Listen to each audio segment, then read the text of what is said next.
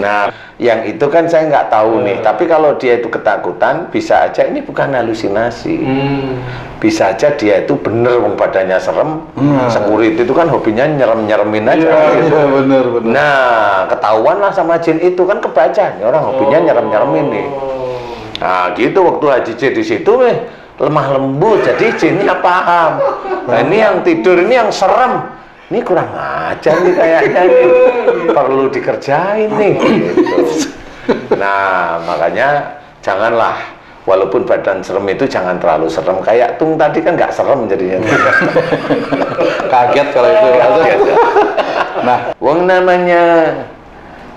namanya seorang kita yang muslim mencoba untuk lurus di jalan Allah Ta'ala, ya. Kita membaca surat Al-Falaq sama An-Nas, itu kan bacaan untuk agar kita itu mohon kepada Allah Ta'ala dilindungi dari sihir. 3 itu Ustaz ya? Iya, dari Ikhlas, Falaq sama iya. Itu doa, itu kan sebenarnya doa. Orang yang kena sihir juga nggak sembuh-sembuh kok.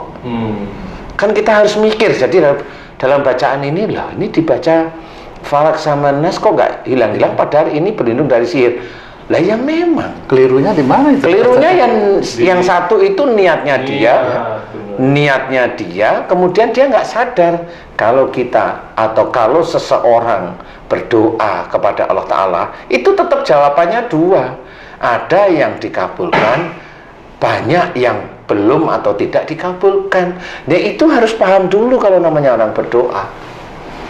Jangan kalau berdoa itu langsung dikabulkan. Emang kamu siapa? Nabi bukan, keluarga Nabi bukan, sahabat bukan, tapi ngaku-ngaku kalau kamu baca ini hancur jin ini. Lu kok kamu kayak Tuhan sih? Kan gitu. Nggak bisa seperti itu. Malah salah banyak. Malah salah banyak yang seperti itu salah banyak.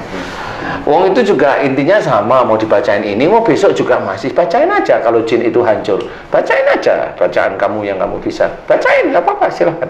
Hancur nggak dia? Enggak kok. Nah, disitulah harus difahami bahwa nggak bisa orang itu menentukan bahwa dia menghancurkan jin, itu nggak bisa.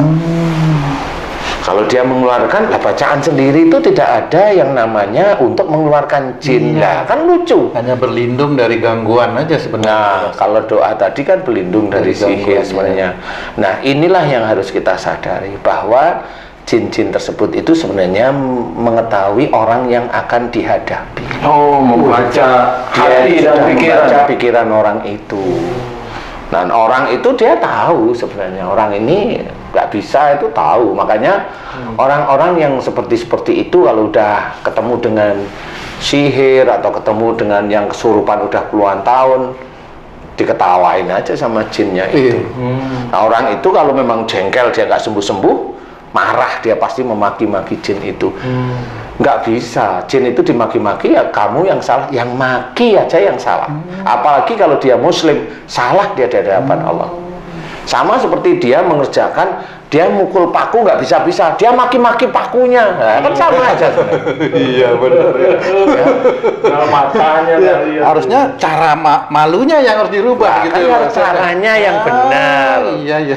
Dia malah gini, dia mukul nggak kena. Loh, kenapa kamu nggak kena? Oh, pokoknya saya maki-maki aja. Iya, benar. Mau palunya kayak mau pakunya kayak saya maki-maki, nggak taunya. Oh, dia nggak ngelihat, nggak taunya. Mana paku, mana palu. Kan seperti itu. Sebenarnya sederhana, tapi itu bisa menjadi gambaran bahwa jin itu melihat orang yang akan dihadapi. Jadi harus paham. Nah, bagaimana caranya untuk menjadikan orang-orang yang terkena sihir, terkena ini terus-menerus ini, itu menjadi betul-betul dibebaskan oleh Allah Ta'ala. Dibebaskan itu maksudnya dikeluarkan sihirnya, dikeluarkan apa aja yang mengunci di dalam tubuhnya. Nah, itu harus paham. Kenapa harus paham seperti itu? Jin-jin ini masuk itu pasti atas izin Allah, bukan hanya jinnya aja iseng. Kalau jin itu iseng itu biasanya nggak mau masuk lah, ngapain aku masuk ke tubuh dia, kan gitu. Kecuali memang jin itu dibayar oleh orang, nah itu dia kan bersekutu orang itu dengan jin. Jin itu juga bersekutu dengan orang. Jadi kalau ada orang Islam, dia itu seperti itu menggunakan itu ya sama. Jinnya itu juga sohibnya orang Islam. Jadi jinnya sendiri pengen besok masuk surga. Karena sohibnya orang Islam.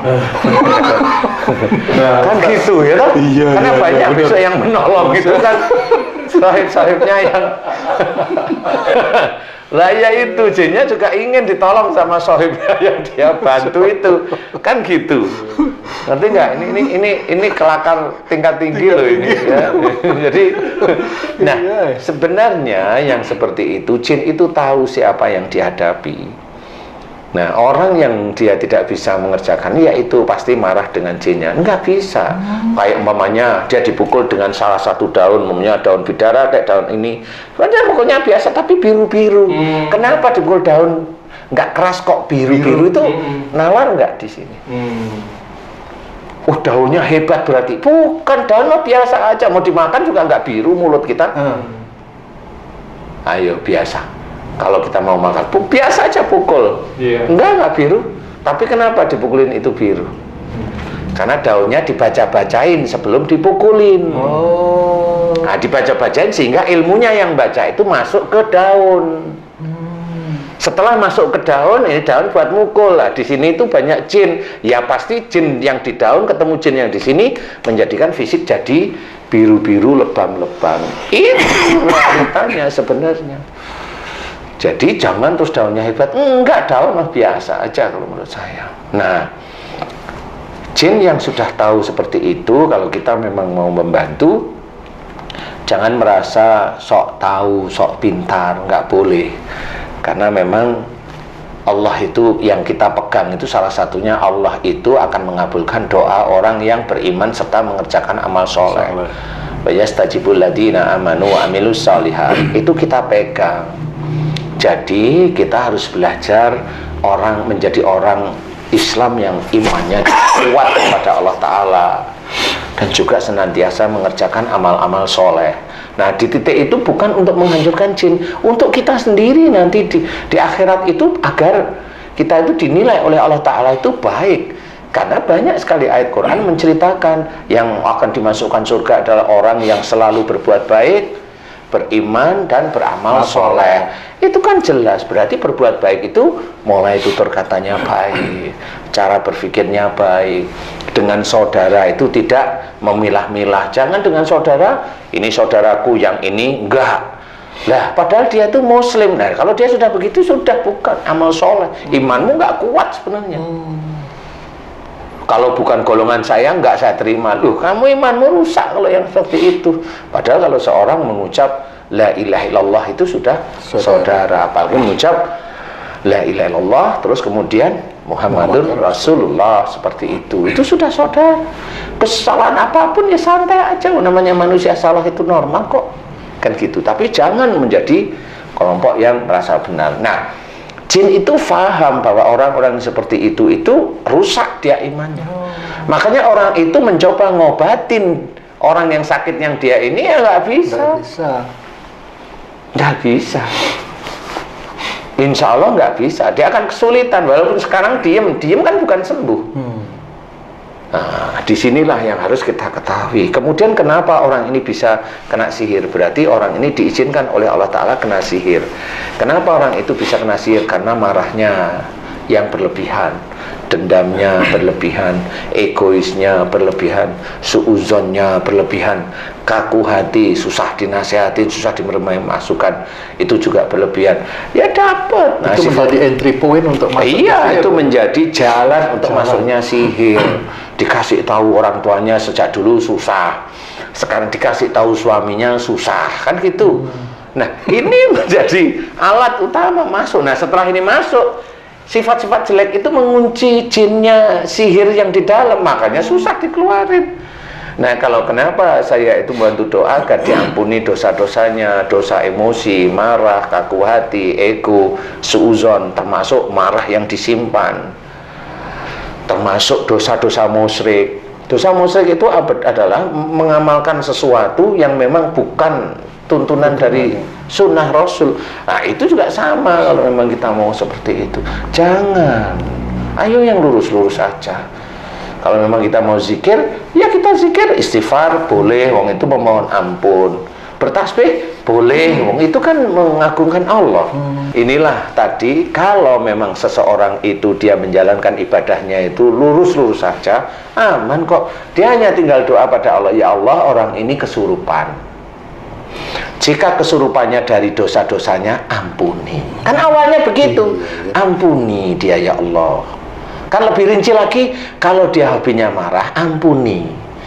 Kalau dia kaku hatinya, ampuni. Kalau dia egois, ampuni. Kalau dia suudzon, ampuni. Dan yang kau izinkan, jin yang ada di dalam tubuhnya, ya Allah, aku mohon keluarkan. Kalau jin ini disuruh oleh orang lain, ya Allah, memakai mantra, hancurkan mantranya. Kan begitu. Jadi memintanya kepada Allah, jelas. Pemilik semua makhluk di muka bumi dan di langit. Nah, di sini momennya kayak saya atau orang yang memang betul-betul doa seperti itu nggak punya kekuatan. Dia hanya serahkan kepada Allah. Itu bertawakal pada Allah itu begitu. Bukan yakin dengan bacaan. Nah, itu berarti Tuhannya ya bacaan itu sebenarnya.